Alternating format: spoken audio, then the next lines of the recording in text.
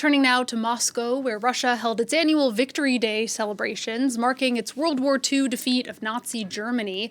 Under President Vladimir Putin, the holiday has become a display of military prowess and a pillar of Russian identity used to justify his invasion of Ukraine. For more, I'm joined on set by our international affairs editor, Kéthévane Gorjestani. Kéthévane, what did we hear from Vladimir Putin in his big Victory Day speech today? Well, there was a different tone from the one we saw last year, and you have to put that into the context of the war in Ukraine. Last year, the situation for Russian troops was not great, and they're doing much better right now, at least on the battlefield. And so you saw the ceremony with more servicemen marching, more military hardware on display. There was a fighter jet flyover.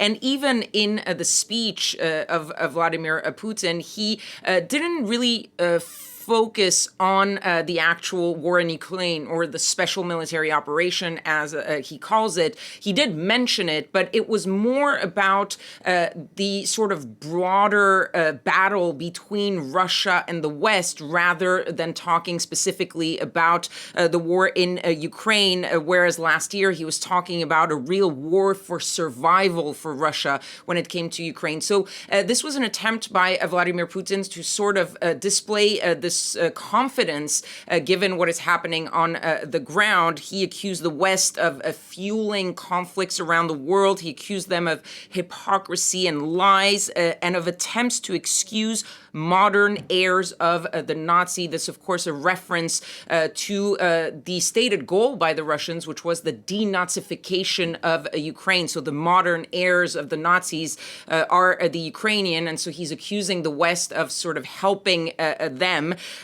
He also took the time to remind everyone in a not so subtle hint about Russia's nuclear power. He said that Russia will do everything to avoid a global conflict, but we will not allow anyone to threaten us. Our strategic forces are always in combat readiness. So this was really to show Russia's force, Russia's confidence at a time where they are making gains on the battlefield. Yeah, Russia has been doing well, Kéthévane, but, long-stalled aid for Ukraine is finally picking up again. The U.S. passed an aid bill finally last month, and now the EU has agreed in principle on using profits from frozen Russian assets to help Ukraine. Tell us about that. Absolutely. And they've been discussing that for quite some time, whether it's within the EU or the broader Western allies of Ukraine. And there were two main obstacles for the Europeans. One were the sort of economic and legal ramification as to how do you seize assets.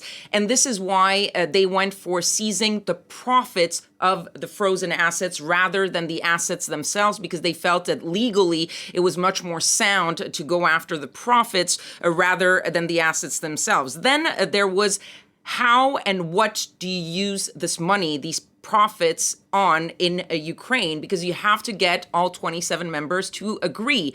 And not everyone wants to or can actually send lethal aid to Ukraine. I'm thinking, of course, of Ireland, of Austria, or Hungary for different reasons. So they needed to find a way to get those countries to approve the sort of agreement without having to send a military aid. And so they're splitting this into 90% of military aid and 10% in non-lethal support to Ukraine. And the countries will be able to abstain strategically from one or the other, depending on their position.